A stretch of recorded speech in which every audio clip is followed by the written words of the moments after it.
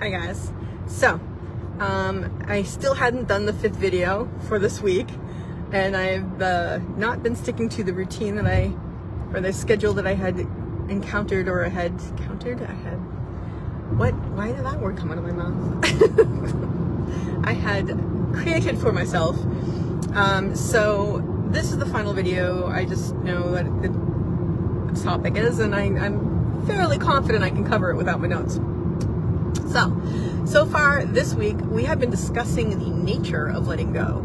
We've discussed why we want to let go. We've discussed what it is we're letting go, how we're holding on to these things, and why we're holding on to these things. So finally, we have come to an overview of how one lets go. So I remember the first time I heard this, and it blew my mind. Because, and I say this often, so if you watch these with any sort of aniness, you might have seen me say this or heard me say, I never knew how to let go. I never knew it. People would say let go, and I'd be like, oh, let go, if only I had known. How do you do it? And no one knows how to do it. They just say let go. So when I was listening to Michael Singer, shortly after the breakup from my last boyfriend, he gave me a concrete way to let go. And that's when Michael Singer won my heart. Or at least I became super duper into it. So what he says is that whatever it is, you feel the tension and you relax. Whatever it is you're feeling, whatever it is you're thinking, you're watching it, right? You're aware of it. You're being your objective observer. But then you're also aware of what your body's doing, and you relax your shoulders, you relax your bum, you relax your legs, you relax everything, and you just breathe through it. So it's allow yourself to feel the emotion, breathe through it, and every time you tense up, just let go. And you know what? Or just release, relax. And it takes a while. It's not your, oh, okay, I'm relaxed. No, you keep tensing up and you keep having to relax. It's a process, and it lasts for, I mean, I'm still working on it. I'm getting much better at it. Much better. Especially given all the attention I've been putting on it recently because of this. But yeah, you just gotta keep doing it. It's not gonna happen all at once. It's practice. It's practice. But it is possible. So every time you have that emotion that you tense up and you know you're gonna like, oh shit, I'm holding on to this right now. Relax and release, and just let yourself feel it, and you'll feel it in different parts of your body, and your body will tense up, and you just keep relaxing and releasing. Well, that's Michael Singer, what he teaches. Thich Nhat Hanh, who's one of my favorite Buddhist teachers, died relatively recently. It was very upsetting.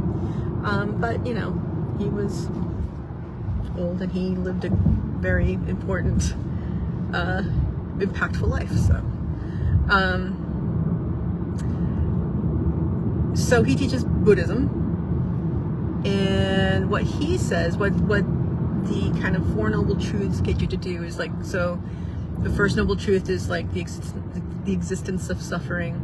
The second one is the causes, like the origin, like how does suffering arise.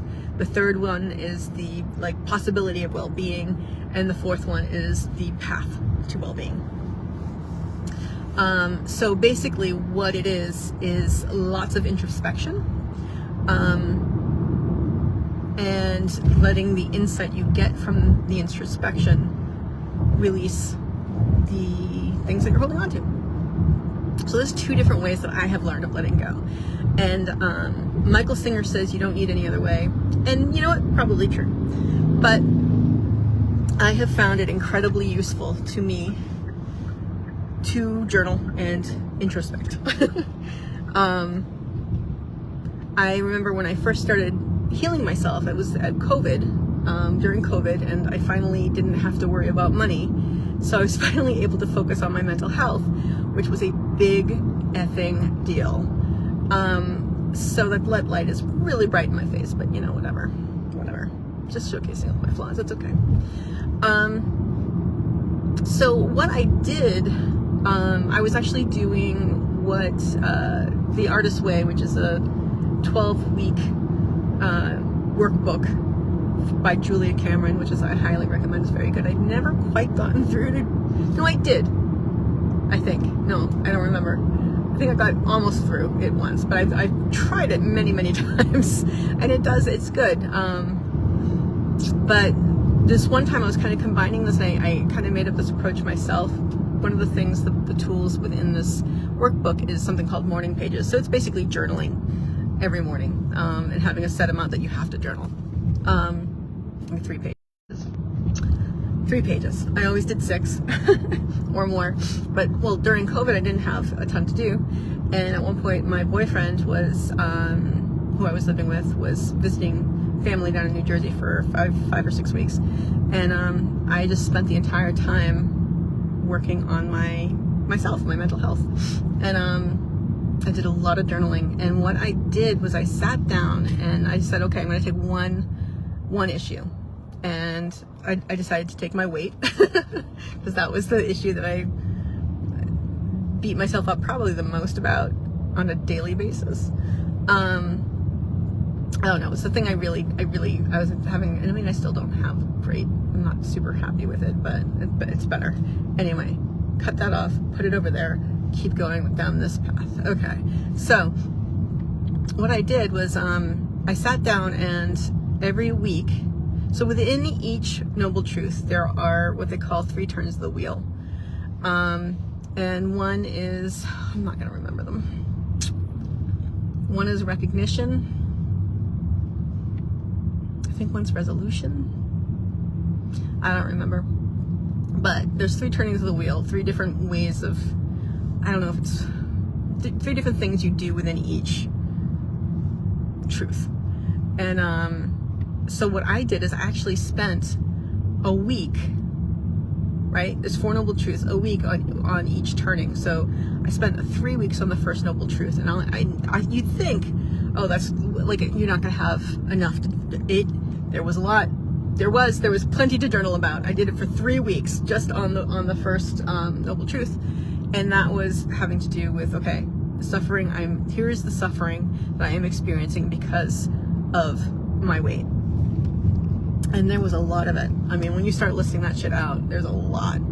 So I went through that, and then I did the second noble truth, which is the arising of suffering, and kind of looking at the origins. Where is this stuff coming from?